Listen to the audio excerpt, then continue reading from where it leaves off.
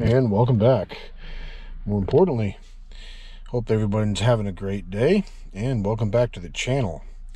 Well, we're inside of our 2019 Hellcat. Haven't seen this vehicle on the channel in a while, but we've got a little bit of work to do on this Hellcat today. And no, you're not seeing things. That's going to be one of the items I'm going to address. Is that, yes, you can see down there kind of in the lower left-hand part of the frame, we've got the old infamous 3-pedal setup, and of course coupled with that comes with the 6-speed manual transmission. So yes, you are not seeing things. It is not a trick of the light nor a trick of the camera. It is a 6-speed manual and a Hellcat. A little bit of a rare trim option, you might call it. But kind of leads into what we're going to be doing in today's video. Now, we have a garage, as you can see, and the Hellcat normally spends most of its days in that garage. Now, occasionally, we have to pull it out just to take it for a spin, get normal service work done, and of course, if you've watched other videos on this channel, we occasionally need access to the garage to get other vehicles in there to do service work and builds and such on them. So, while the garage is occupied with another vehicle, unfortunately, it means the Hellcat has to stay outside. And if you're familiar with Chrysler vehicles at all, especially Chargers, Challengers, and especially the Hellcat variants and the Hellcat variants of the Trackhawks, so on and so forth, they're quite high on the theft scale of things. Now, in order to combat that theft, having a factory manual option is kind of one layer. Now, I'll put it out there and say that no matter how many layers of security that we can add to a particular vehicle, if somebody wants your vehicle bad enough, they're going to take it. Having a manual is kind of a layer of security because it's kind of a dying art to drive a manual, let's be honest.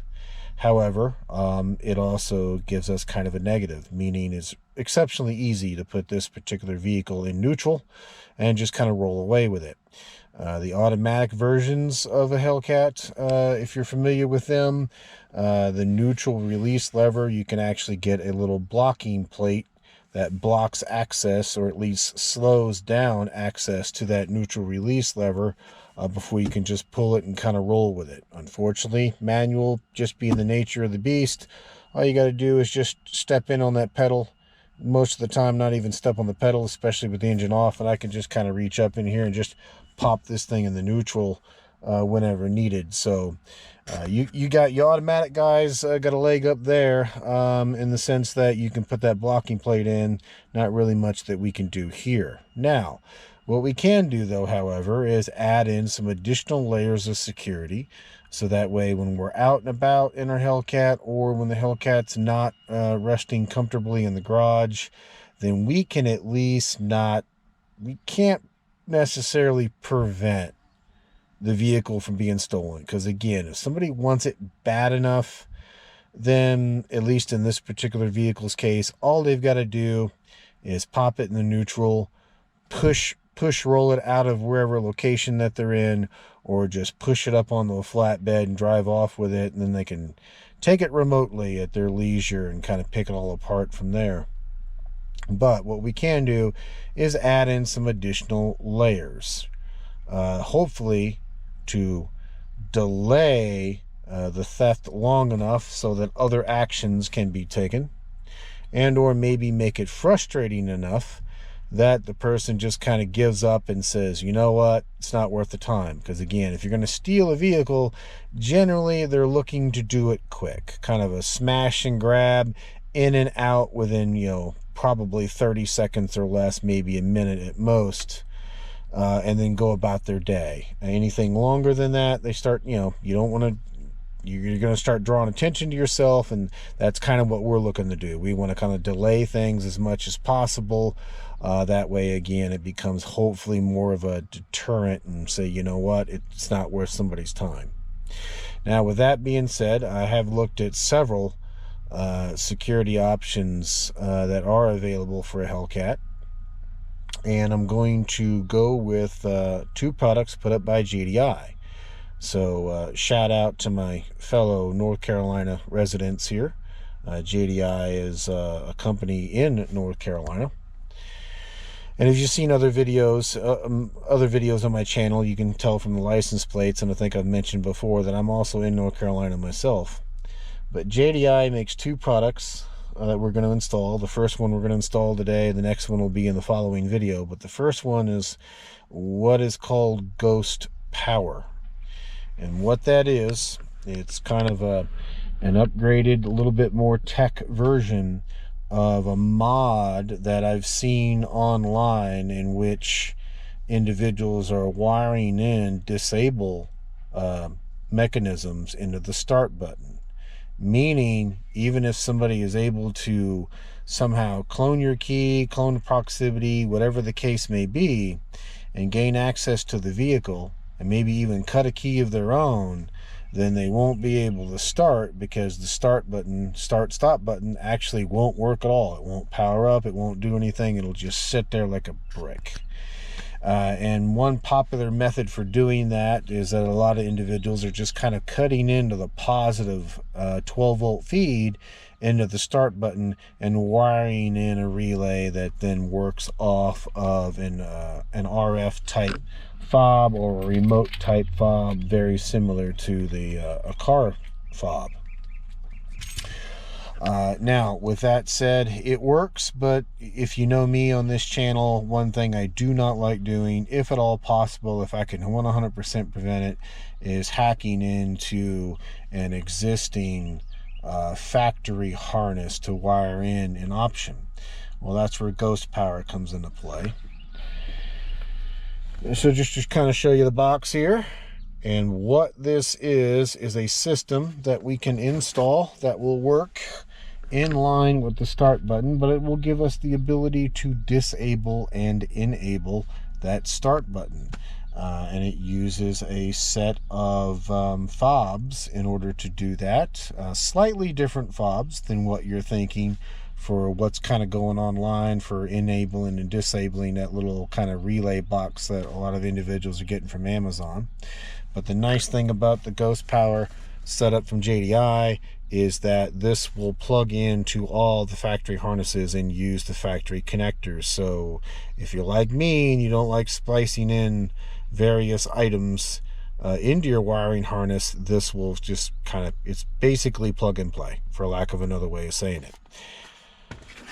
Now, we are not sponsored by JDi. JDi did not ask us to do this.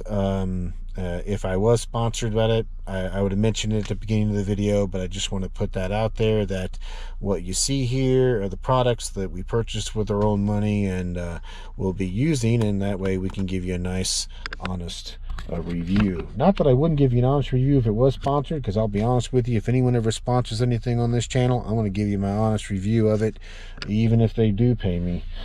But anyway, with that being said, what we need to start doing is, now when you buy the JDi products, there'll be a card that comes inside the box, and inside that card will be a link that'll get you to a series of installation videos that kind of cover this.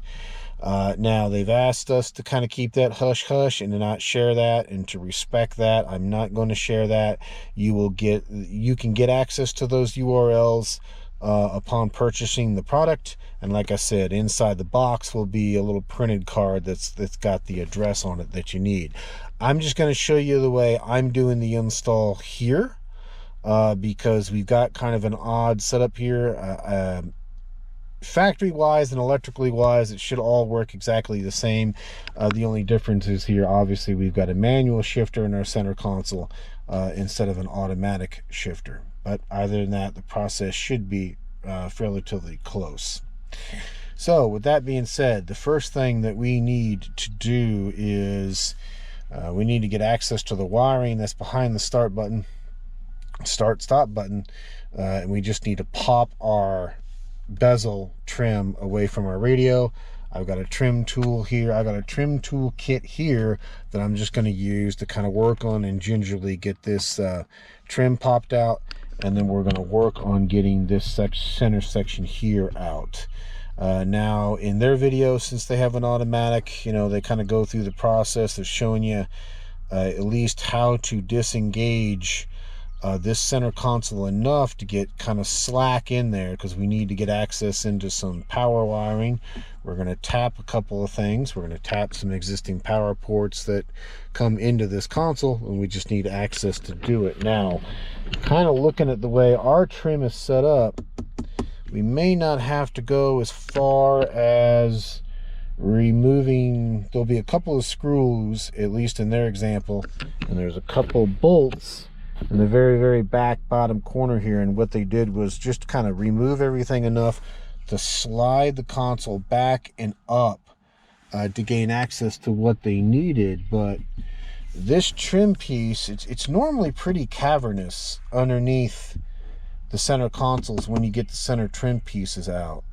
We may be able to get access to the 2 plugs we need by simply just removing this piece of center trim without necessarily having to take the entire console out, but we'll have to take a look at that. So let me work on that. Let me work on getting this trim piece here up, and then we're going to have to get this center trim piece here up. We may have to just kind of see if this, I think this will unscrew from here, and that way we can just take the whole center piece out and away from the shifter. But let me poke at this for a bit and I'll bring you back. One moment.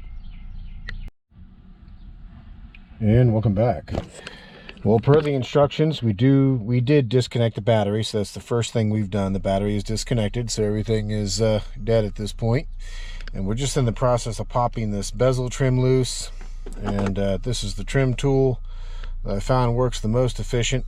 We're able to just kind of come in here, clip it underneath this rear corner, and at least we got this rear corner over here towards the passenger side to pop first. And now that we've got that free, you can see we can kind of just get our fingers in here and just kind of work this trim the rest of the way around to get it off. So like I said, we did have to put a little bit of force on this corner to finally get this lower corner here to pop, and then we're just kind of working away from there. So I'm going to continue to work on getting this trim bezel out of here, and I'll bring you back. One moment. And welcome back. Well, you can see we got our center bezel trim out. Now what I'm finding is the vent, at least here on the driver's side, goes in quite a bit of ways, and you can see it has kind of an angle in here. So when the trim was loose, we kind of had to get it loose, get it away from the driver's steering wheel, and just kind of roll it. So if that was facing in, just kind of roll it up and away, kind of at an angle from the passenger side up. Now we did have to reconnect the battery, at least momentarily, just to hit the adjustment on the steering wheel, just to lower the steering wheel a bit. Otherwise it was setting up a bit too high and was hitting right here on the trim, on the front of the trim there on the corner, and not allowing us to rotate it to clear this rag in. As you can see, rather large vent assembly, which goes pretty far back there in the driver's side of the dash. But our trim is out. That's the first piece done. Now we're going to work on what we need to do to get this center bezel trim out, and I'll bring you back. One moment. And welcome back. So we're just working on our shifter here. Now my understanding is to get the shifter ball here off, what it is that we need to pull this boot down, and it should pull past like a little groove, because my understanding is there's an O-ring in here that just holds the shifter boot in place. But once we're down past a point, there should be a lock nut, from my understanding, and from what I've read, we need a 3/4 and a 5/8 inch wrench in order to separate a lock nut from the shifter, and then this should thread out easily. So if we take our shifter boot and just kind of pull down on it, you can see that we're getting it off of this lip that's right here. Now we do have our emergency brake set, because as you can see, as I'm pulling on this boot, it's probably going to pull this out of gear. So definitely want to make sure that you got your emergency brake set, and if so, chock your wheels just so your vehicle doesn't roll on you when you're doing this. But see if I can get you situated, because I need both my hands. Let's see here. Get you up close and personal.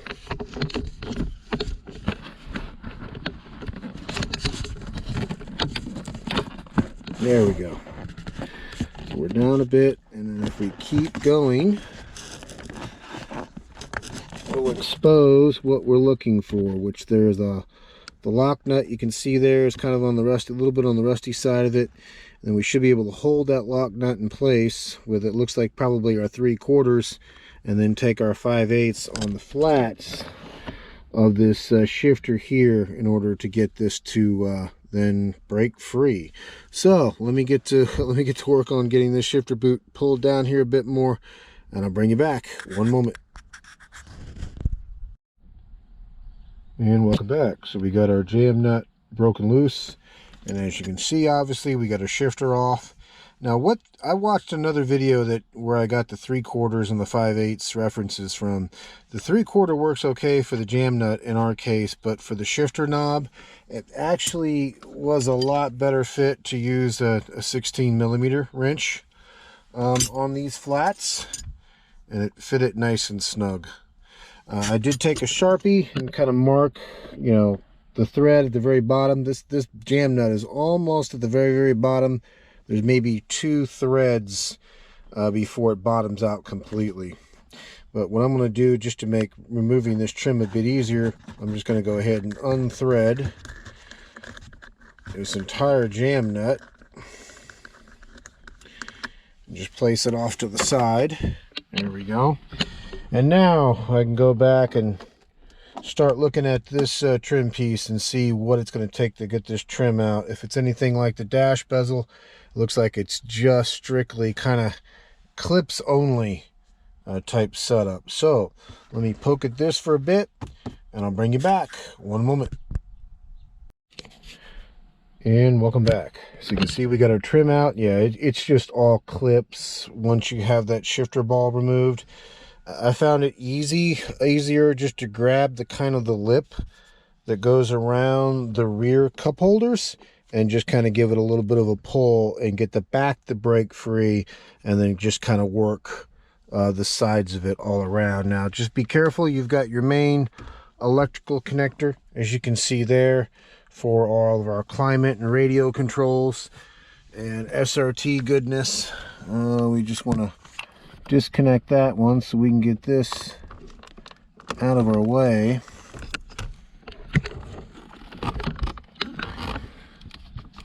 Let's see, where's our pin? There's our pin. Pin looks like it's on the bottom, and there we go.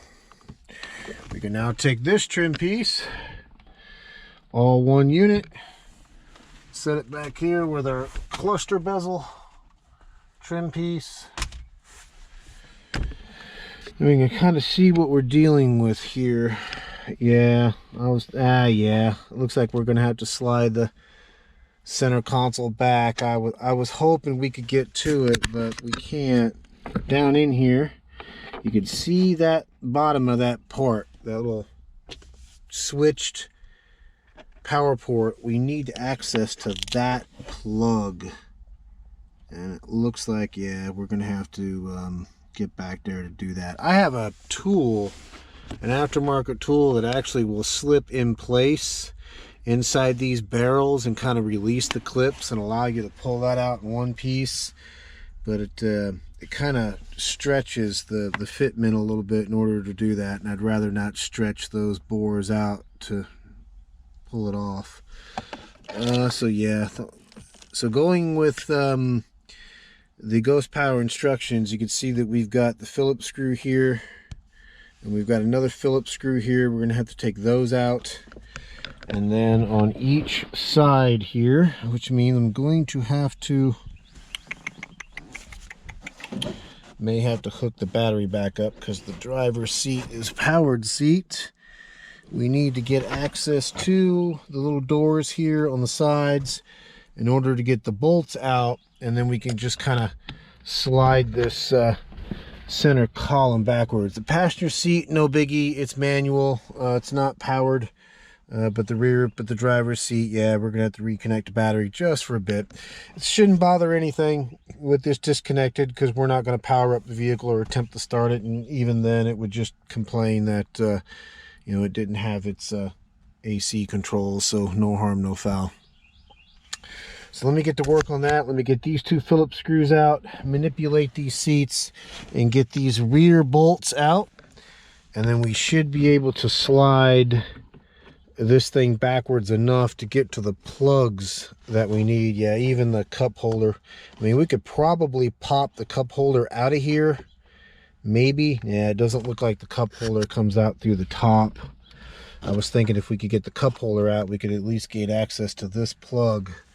But yeah, unfortunately, they're blocking us on this one. Okay, no harm, no foul. We know what we need to do. Two front Phillips screws, two rear bolts here, and then we should be able to slide this center console backwards. So let me get to work on that. One moment. And welcome back. So I just want to show you what we're working with here. Now this is on the passenger side, but it's the same on the driver. So we got the seat pushed all the way forward, and then of course tilted pretty far forward as well. And you can see that little door there on the side we've already removed, and also removed the bolt. So very similar to the way the center consoles mount inside the Ram 1500s, if you've done that as well. And that is, in case you're curious, that is a 10mm bolt. So let me go get the one on the driver's side taken care of, and I'll bring you back. One moment. And welcome back. As you can see, we've got our console slid backwards at this point, with our two Phillips removed and our two bolts removed. And then we could kind of start to go backwards, or tilt it backwards, just like in their instructions. Now I'm just getting one of the harnesses laid out here, and this looks to be kind of like their main power harness. And we've got a couple of taps, we've got a couple of factory connections we need to make here, again, to the plug that feeds that port, and the plug that feeds this rear port.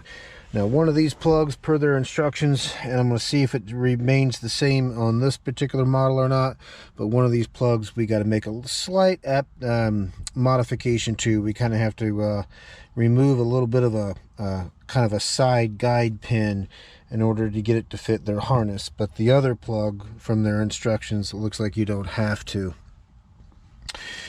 Let's see here. Next thing I am working on is just getting the start stop button pushed out. There's like 3 tabs on it that hold it. You can kind of reach in here and release the tabs. You can see we've got the bottom one released, and then you've got the 2 corner ones here. You don't have to necessarily release that. If you're savvy enough that you can kind of reach in here and just release the bottom, release the connector for the start button, what we're going to do is pass that connector for the start button down here, and then route what will plug into the ignition back up to the top. Because again, we're putting a system that'll be in line with the start button. So again, the factory start button will plug into this harness, and a section of this harness will go up and plug into that start button. So again, I'm just kind of laying this out here, and you can see those 2 power connections we're going to make. One's on this end, and it looks like one's on this end. If you just lay this out, you can tell kind of which ones go from there just based on length. Like this has got all the wiring connections that'll kind of be at the front of this console, so you can see that that's the 2 that we're dealing with right now, that one and that one, for this power port. And of course you've got the rear one, which goes all the way back here in order to meet up with the power port that's kind of inside the armrest. So what I'm going to continue to work on is getting the start stop button kind of pushed out of here. Again, it's just a couple of tabs. You just kind of have to reach in here.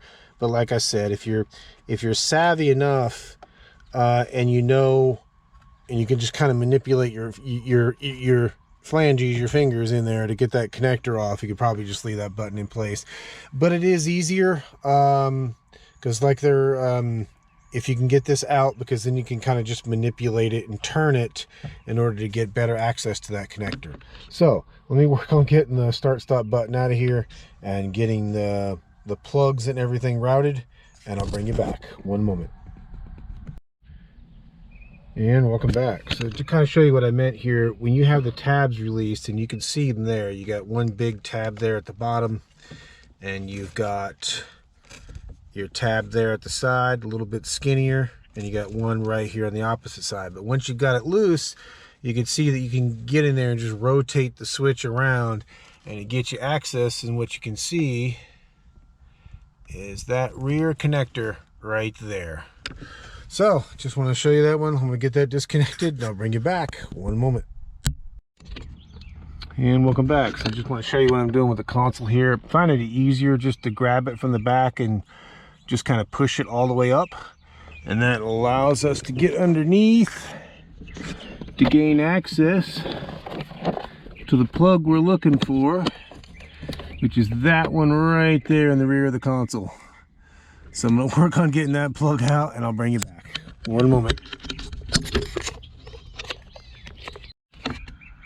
And welcome back. So hopefully you can see that there, but right here, sorry, not even the frame, you can see right on the left hand side of that connector, you'll see a little kind of piece of plastic, like a little guide pin right below that ear, and that's what has to be trimmed off. So we just need to make that nice and flush and square, and what will happen is that it will then slide into their connector. But let me see if I can point that out right there, right at the very tip of that space right there when I hit my fingernails, what we're kind of trimming off. So let me get to work on that and I'll bring you back. One moment. And welcome back. So we got our connector all trimmed up here. So now what we're going to do, this one is going to plug into the factory connector, the one we just trimmed. This one is going to plug back into the rear of the port. And it's going to be the same, not same process, but my understanding is this front one, you don't have to trim that connector in that same fashion. It'll just unplug and we can plug the new one in. So I'm going to get to work on getting the rear connections made here, route this harness, and work on getting the front power connection made. And when I get that done, I'll bring you back. One moment. And welcome back. So you can see we got our power harness attached into both our points. This is the two remaining connections off our power harness. One will go to the brain box, which we'll get to later. And this one will also go to looks like a connector on the relay harness. Speaking of relay harness, I'm looking at that one now. So it looks like we got a connector that comes off the main power harness. And of course it goes in line with the stop start button within the vehicle itself. So if you remember, we removed the start button, disconnected the wire, and just kind of dropped it down here for ease of convenience. So what I'm going to do is work on getting this harness back into place and wired up in line with our start stop button, and then get our start stop button put back in. So just like on the install, what you can do before you kind of get this routed in the correct orientation, when you have it in there like that, just gives you better access to get that rear connector back on, and then you can kind of rotate the start stop button around where you need and just push it back in place until the clips engage. But that's what I'm going to work on, is getting this wired back up, and I'll bring you back. One moment. And welcome back. So we got our relay harness wired into our power harness, as well as our start stop button. So awesome.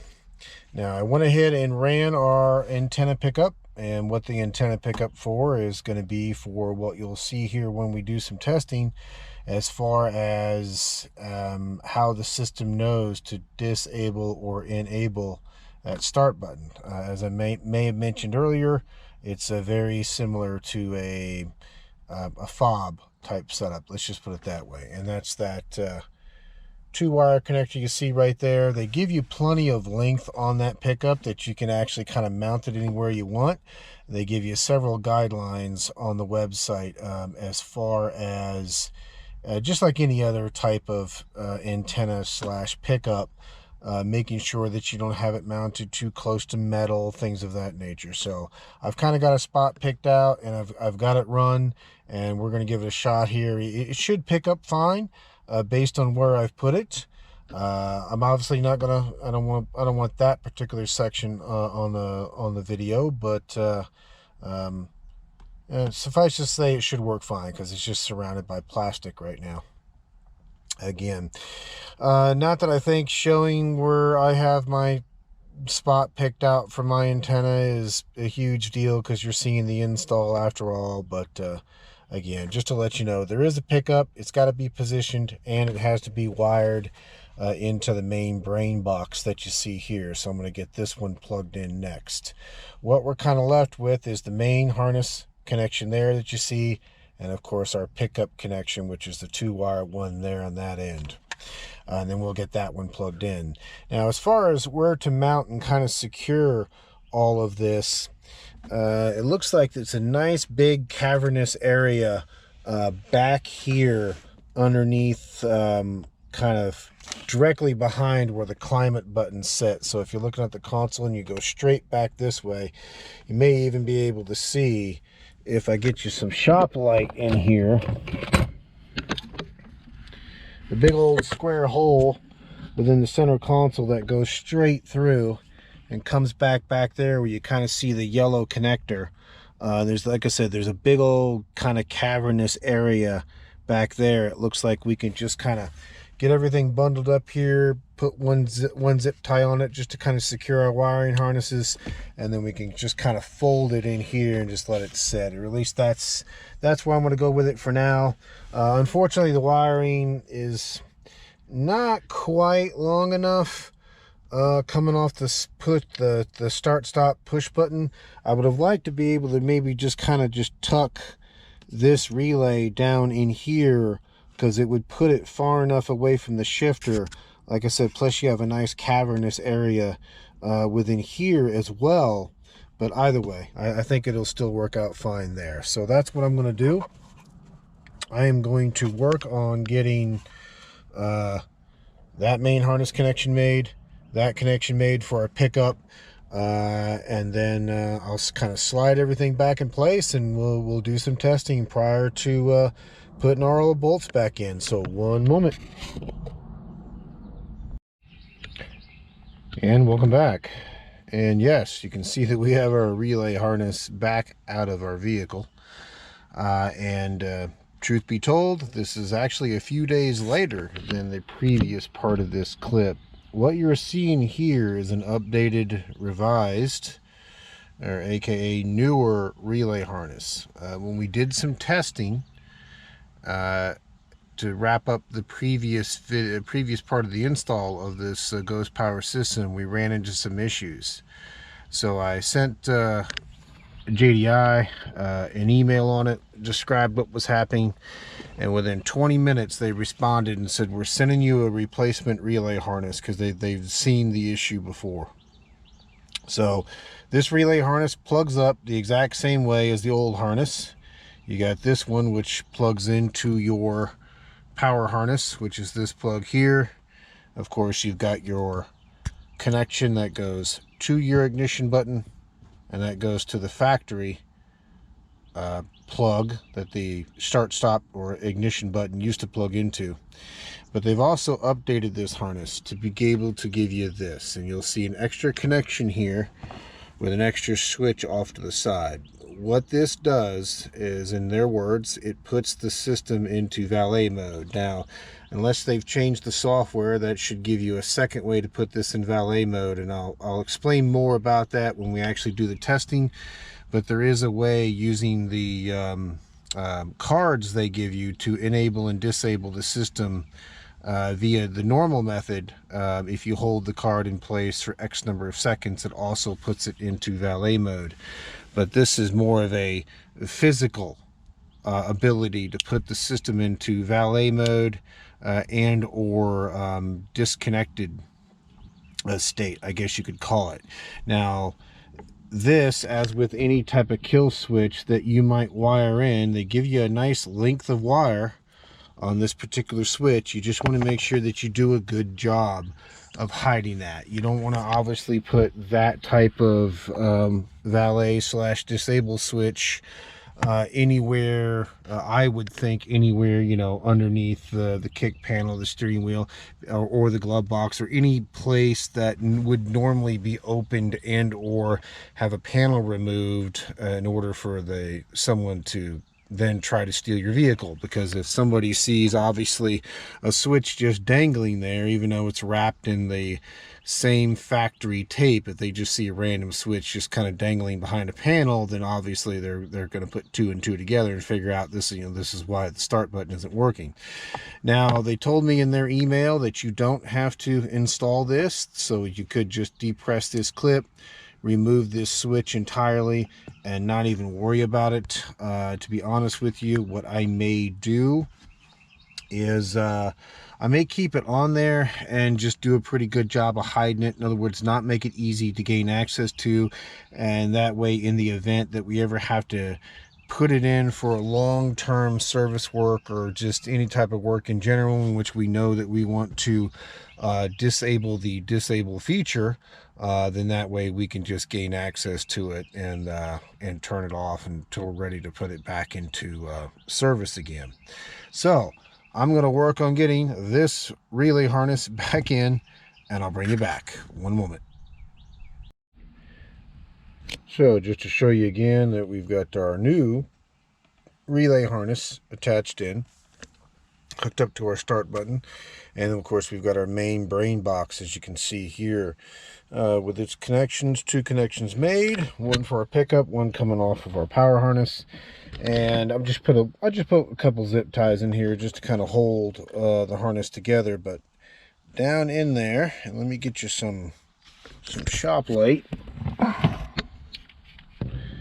What I'm going to do, and I'll show you with using the tip of the shop light, I'm just going to take that assembly and just kind of push it into this nice little square kind of cubby hole back here, and that way it'll be covered up and basically kind of inaccessible, because the center console, once it gets pushed forward and back in place, will be good.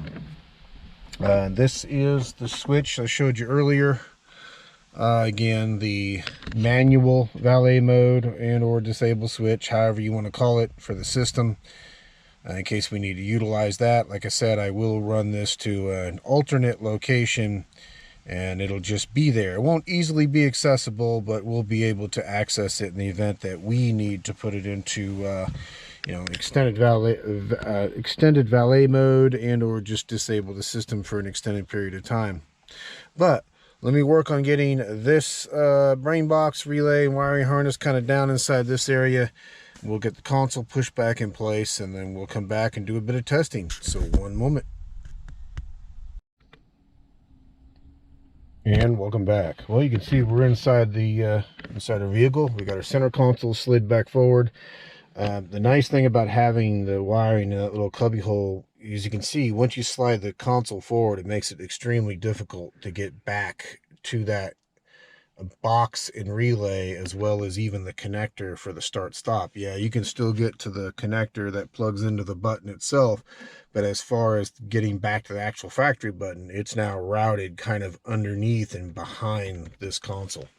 So that's a nice little security feature, such as, if you've noticed this before and I forgot to mention this, all this loom is wrapped in the same factory black fabric tape, so it does a really nice job of kind of blending in and looking like a piece of the factory loom. Again, more of a deterrent, more of someone needing to figure out, you know, exactly what is what. But the way this system works, and you'll get more of a detailed presentation on this when you install one of these products. They'll send you a link to some install videos, and they go over the operation of this much more in depth than I'll do, but I'll kind of give you the basics.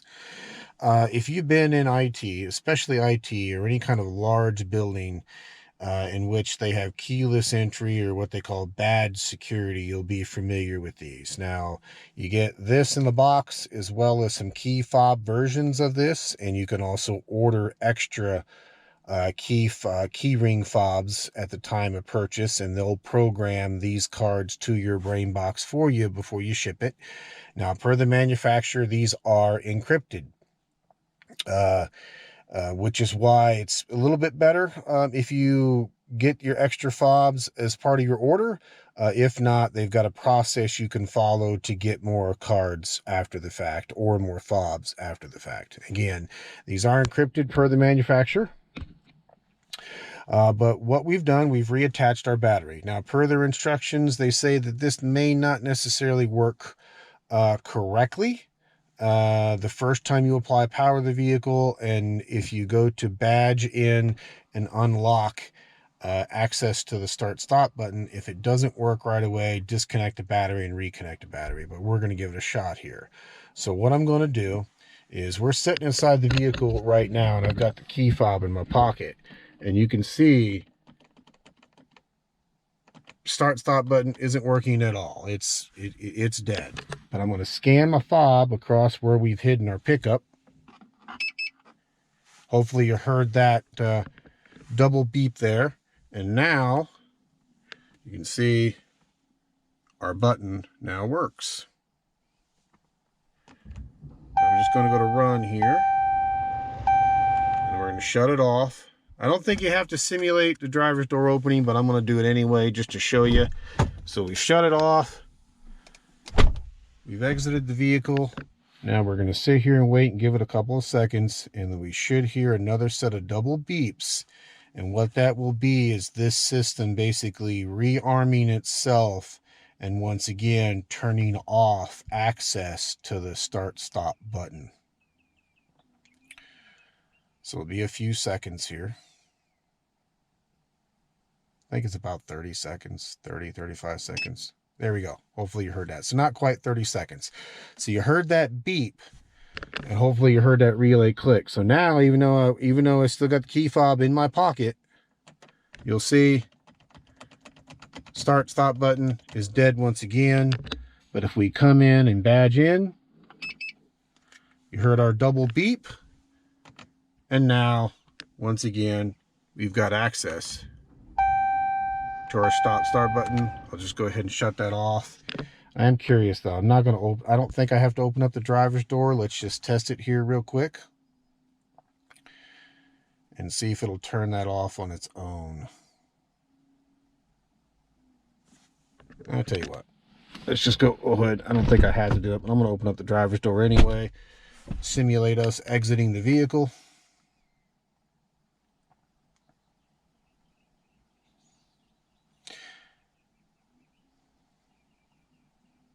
And then after enough time elapses and the ghost box realizes that the vehicle has been turned off, we should hear our beep again. There we go. And there's our beep. So once again, disabled, no stop button. Now, this button here, like I said, is kind of like a permanent valet mode, so to speak. If you turn this on, it'll just put the system in such a state that it will never disable the start stop button. So it's good for like service calls, things of that nature. But also inside the instructions, and let's just give that a shot here. If we badge in and then hold the card over the reader for X number of seconds, it's supposed to do the same thing. So one moment, let's try this. So that was it unlocking. I'm going to leave the badge in place. And there it is. There's another double beep. Now, that should mean that our button is enabled.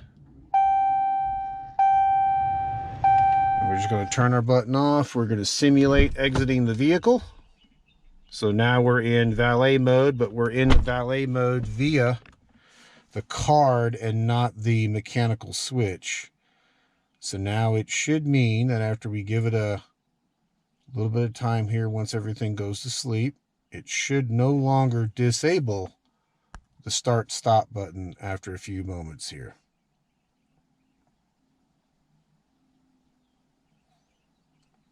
I'm just watching the record time on the camera here. If I remember, it was like 15-20 seconds last time before it beeped.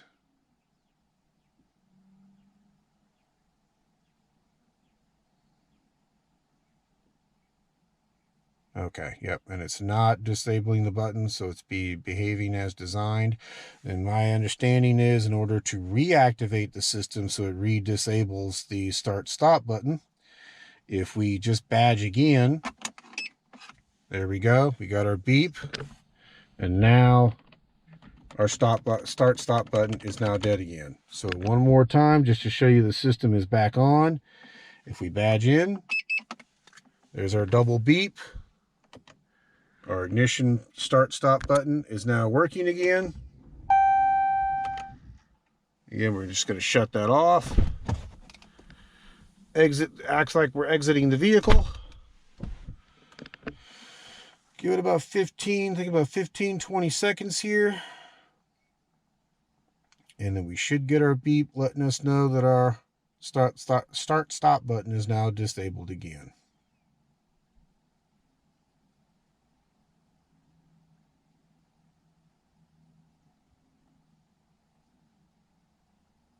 Apologies for a lot of the... There we go. There's our beep. Okay, beautiful. Okay, so our system is re-enabled. And you can see we can push that all day long and it doesn't matter. So you've got, like I said, I like it. It's a very nice system. As you saw, it didn't require splicing into any of the factory harness. It came with all factory connectors. It's relatively straightforward to put in. Just take your time with it. It's not a complicated install at all. Again, it's not a knock on the product. That's a positive for the product. It's a straightforward install, and with the updated wiring harness, they now give you the valet option in a mechanical switch. So this just gives you the ability to mechanically turn the system off and leave it off for however long you need it to be off. So I'm going to work on stashing this in hopefully a non-obvious location, someplace that's not very easy to get to. So awesome. Like I said, I like it. It's working as designed. We did have the one issue, like I said earlier, with the relay harness, but JDi was extremely prompt and fast with the response on opening us up a ticket and knew right away based on the symptoms what the issue was, and then again sent out that replacement relay harness. So as you saw, everything is working as designed. Now that is not the only JDi accessory that we have coming to install in our Hellcat. We're going to install what they call their ghost lock feature, which will give us the ability to GPS track this even if the battery is disconnected, at least for a predetermined amount of time. I believe it's X number of hours. It will function even with the battery disconnected, so it'll give us GPS location. It will also give us the ability to remotely disable this vehicle in the event that we need to do that. So again, we're adding layers of security here. Now, as we all know, the ability to add layers adds time, and time becomes kind of a deterrent. Because individuals who want to steal these type of vehicles, they want to be in, they want to be out, they want to basically do it as fast as possible. They don't want to be trying to, rip your dash apart and trace down your wiring and try to figure out how you disabled it, things of that nature. So the more layers we can put in, yeah, you can make the argument that it kind of makes a little bit of an inconvenience for us to be able to operate the vehicle, but it's just one of those things. When you own a vehicle like this that unfortunately is a high theft item, you kind of have to put some items in place to help deter such activities, such as garage, again, which it normally does sleep in most of its time, unless we're using the garage for another vehicle, which in that case it has to be out.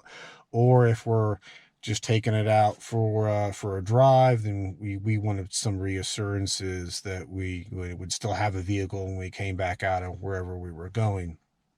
And this is one of those assurances to that. So again, it does have a factory alarm system. It does have this manual shift option, which is a bit of a deterrent to some drivers, as well as we've added the ghost power system to disable and enable our start-stop button. And then when we come back in the next video on this Hellcat, we'll be looking to install the ghost lock system, which will give us an additional layer. So hopefully this information, or this video and information, was helpful to you. I gave you a little bit more behind the scenes on this particular product. If you're looking to pick one of these up, I'll have a link to their website below. No, this is not a paid video. As I said before, it's not a promotion. I didn't get a discount on this. I paid the same price as you would pay on this, but I will put a link in the description below. I like the product. As you saw, it works, and it works well. And with that being said, I am going to just reattach our console, get our front 2 Phillips screws in, get our 2 rear bolts put back in. So basically the installation of this console is the reverse of how you saw me remove it. Get everything buttoned backed up, get our gear shift back in, and then we'll be good. So on this gear shift, remember, we've just got the jam nut that we've got to get spaced out properly. Either way, I guess short way of saying it is installation is the reverse removal for these pieces. So let's get these pieces back in, and I'll bring you back and show you it all buttoned up. So one moment. And welcome back. So you can see we got all our trim back in, center consoles reinstalled, got our gear shifter back in. The toughest part of getting this boot back in is just getting the boot over that bottom jam nut. Once it's in, it'll fall back into the groove that we originally took it out of. Now, if you're doing this job for a buddy of yours and you want to play some games with them, I'm not suggesting you do this, but if they've got any type of OCD at all, when you go to reinstall the shifter and tighten up the jam nut, just make sure the pattern's just slightly askew to left or right. Either way, what I wanted to show you besides that is that some of the other fobs that come in the kit. You've got some of these smaller keychain fobs that come in the kit. You also have these larger leather type ones, so you can get these in red or in black, red and in black. And like I said, I don't want to. Like I said, you get a selection of fobs with the kit, and you can, the extra ones that you can order are the ones you see here, where it's kind of either red leather or the black leather. And like I said, if you order these when you order the unit, then they'll pre-program these to go with that particular module. But I wanted to show you that these basically work the same way. So we're inside of our vehicle right now, and as you can see, our start-stop button is dead. So if we take this keychain fob and scan where we've put our antenna, you can see here we got our double beep. There's our accessories. There's our run. And of course we'll turn that off. I'm going to simulate like we're exiting the vehicle. And within about, I think it's like, what, 10-15 seconds I think it's been taking, then it should give us our beep and let us know that our start-stop button has been re-disabled.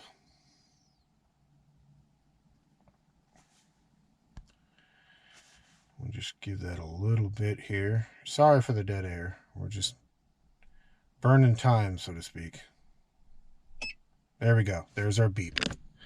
And you can see that button is now disabled again. So awesome. So it's working like it should. You've got your choice. You can use the card fob that comes with it. You can use the key fobs that come with it. However you wish to do it. And as stated earlier, as you can see, everything's back together, and you see no indication of anything that has been added to this vehicle that is not factory. Everything is nice and tucked away. Everything is nice and hidden. Now, to be honest with you, like we said before, this is a security layer. It is a deterrent. If anybody has enough time and resources into your vehicle, they can eventually go through it and defeat, security systems that you put into it. But that's the key here. We're looking to add layers to increase the amount of time to make it less desirable of a vehicle to steal. Now, in either case, again, as you saw, we've got the 6-speed manual, so we can't do like the automatic guys do, or automatic guys and gals, sorry, do, and put the little block plate on it to stop the vehicle from being put in the neutral. It is just the nature of the beast. Again, you don't even have to push on the pedal. You can just grab your shifter, pull it down, put it in the neutral like you would if you were going to start it, and roll it away, and away you go. So unfortunately, it's just nature of the beast of having a 6-speed. It's something that we can't lock down because we need to go into neutral. in order to not only start, but also to shift, things of that nature. But either way, once again, hope that video was useful for you. If you have subscribed, I thank you immensely. If not, please consider doing so. We're trying to reach that 3,000 subscriber mark by the end of the year. And the more subscribers we have, the more views we get, the easier it is to bring these types of installs to you.